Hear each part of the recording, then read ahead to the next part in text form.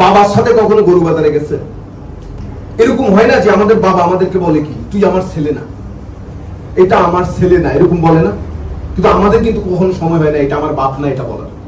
আমার কিন্তু একবার আই ছিল গরু বাজারে, যখন সবকিছু ডাকে, সবকিছু মোলামুলি করছে, গরুর বয়স কত, দাঁত কয়টা উঠছে, সব জিজ্ঞেস করছে। এখন দামাদামির পালা। জিজ্ঞেস করছে কত, 2000 সালের কথা বলতেছি, 26 বছর আগের কথা। বলছে গরুর দাম কত? বলছে 10,000। আমার বাপ বলছে 3800 টাকা দিব। আমি সাথে সাথে বলছি এটা আমার বাপ না। মান সম্মান, ওর নামে মান সম্মান আছে নাই, আমার তো মান সম্মান আছে। আমার ওই জিজ্ঞেস ভাই দেখেন তো কি বলে, আপনার বাপে কি বলে? আমি বলছি না, এটা আমার বাপ না, এটা আমার বাপ হইতেই পারে।